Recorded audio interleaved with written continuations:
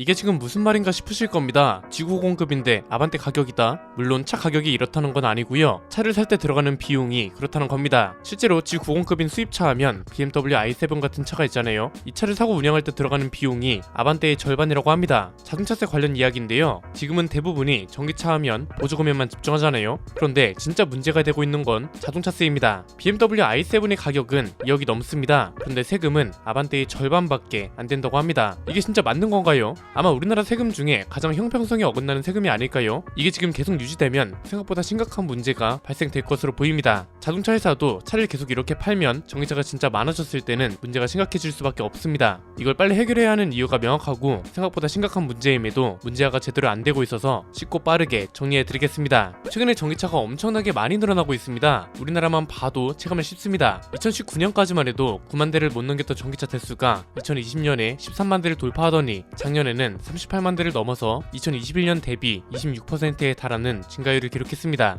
이러니까 문제가 수면 위로 드러나기 시작한 겁니다. 전기차가 별로 없을 때는 정부 기관도 이게 큰 문제처럼 느껴지지 않았을 겁니다. 그런데 지금은 전기차가 기하급수적으로 늘어나는 상태고 이 소리는 결국 뭔가요? 내연기관차를 타던 사람들이 그만큼 전기차로 많이 넘어갔다는 거죠. 이건 결국 내연기관차를 기준으로 세금을 내던 사람들의 상당수가 전기차를 기준으로 세금을 내기 시작했다는 건데, 그래서 최근에 언론에서도 이야기가 나오기 시작하고 정부 기관에서도 문제를 인지하기 시작한 것 같습니다. 여기서 우리가 알아야 하는 문제는 간단합니다. 세 가지로 전개해드리겠습니다. 일단 첫 번째는 세금에서 차이가 난다고 해서 어떤 문제가 발생하냐 이겁니다. 전기차는 자동차세를 얼마나 낼 것 같으세요? 일단 내연기관차부터 보면 2000cc를 기준으로 52만원을 내야 하고 2500cc를 기준으로 65만원, 3800cc 기준으로는 무려 98만 8천원을 냅니다. 그런데 전기차는 교육세를 포함해서 13만원 고정입니다. 가격이 어떻든 13만원만 내면 된다는 거죠. 이게 어떤 문제로 이어지냐면 6,700만원짜리 E클래스는 자동차세로 51만 7천원 정도를 내고 6,370만원짜리 520i는 51만 9천원을 내고 3,300만원짜리 그랜저는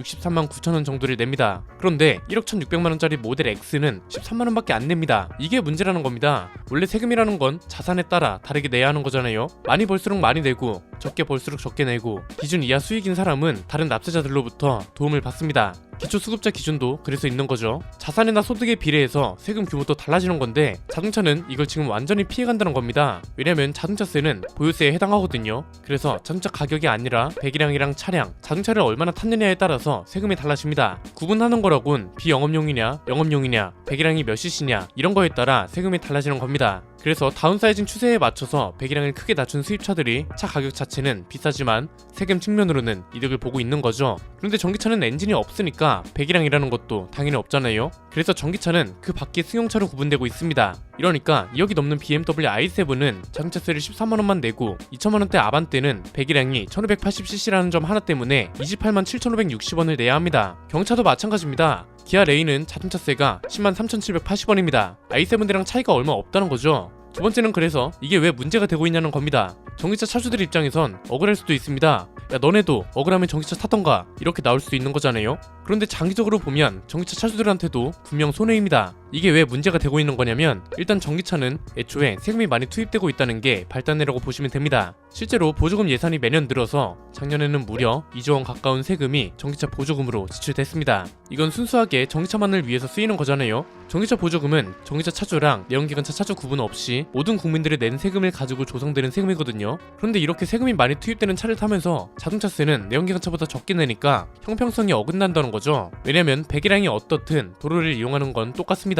보통 자동차 관련 세금은 도로 유지 같은 데에 쓰이는데 무게가 무거울수록 도로를 파손시킬 가능성이 높거든요. 그래서 과적 화물차 같은 것도 단속하는 건데 내연기관차 대비 전기차가 무겁기 때문에 도로 유지 비용을 오히려 더 내도 모자라다 이겁니다. 더 큰 문제는 국가적 차원으로 봤을 때인데요. 전기차가 늘어날수록 그만큼 거치는 세금도 줄어든다는 소리잖아요. 전기차 누적 대수가 30만 대를 넘어가니까 조세 전문가들도 우려를 표하고 있는 겁니다. 한국지방세연구원이 조사한 자료가 있습니다. 국내 친환경차 보급률이 얼마나 되는지 나타낸 자료인데 2014년에 0.7%에 불과했던 게 2021년에 4.65%로 늘어났고 2030년에는 전체 자동차의 30%가 친환경차가 될 전망이라고 합니다. 지금 추세를 반영하면 2020년을 기준으로 비교했을 때 2030년에는 세금 규모가 91% 수준으로 줄어들고요. 2040년에는 80%, 2050년에는 69% 수준으로 감소할 전망이라고 합니다. 지금 반영하고 있는 세금 기준을 그대로 유지하고 비영업용 친환경차가 늘어나면 자동차세 규모가 지속적으로 감소할 거라는 게 한국지방세연구원의 설명입니다.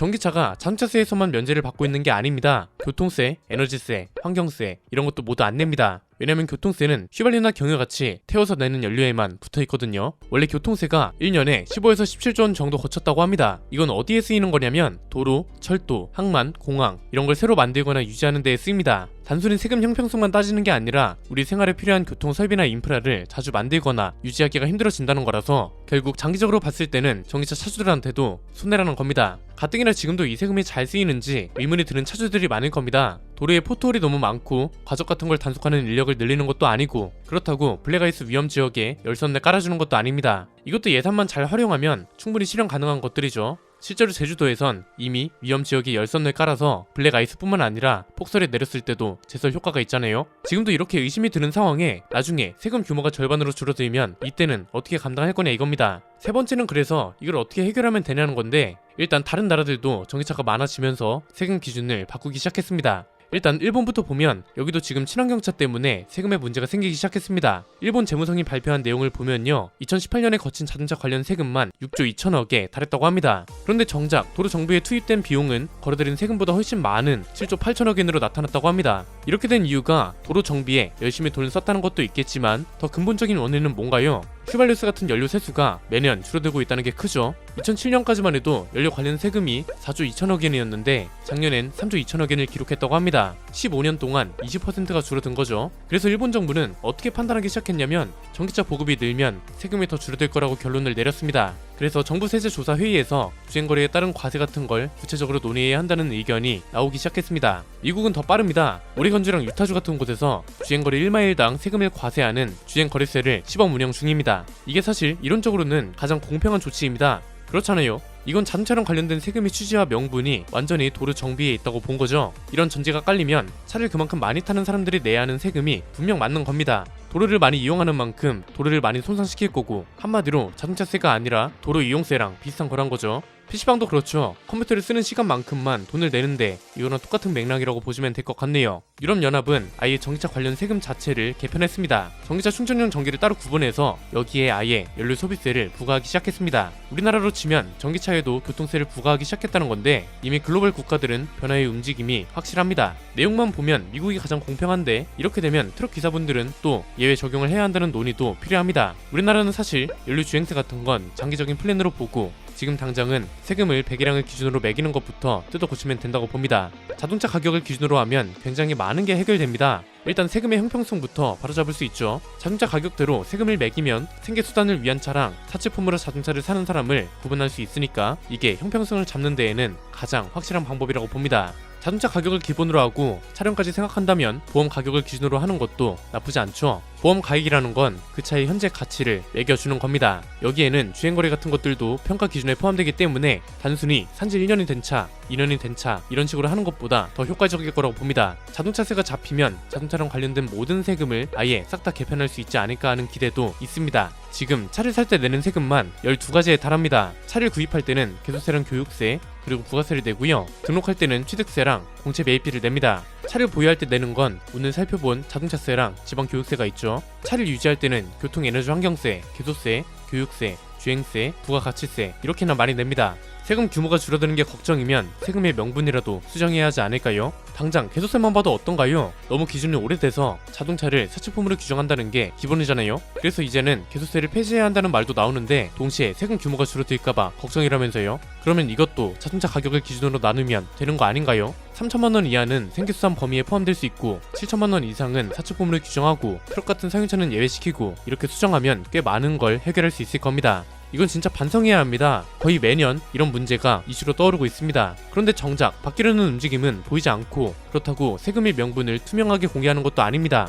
일본처럼 도로 정비에 얼마나 쓰였는지 이게 걷어들인 세금하고는 얼마나 차이가 나는지 이런 걸 분야별로 공개하면 세금에 대한 불신도 크게 사라지지 않을까 싶네요. 오늘 내용은 여기까지입니다. 내용이 유익하셨다면 구독과 좋아요 알림 설정 부탁드립니다. 지금까지 저는 안피디였습니다. 감사합니다.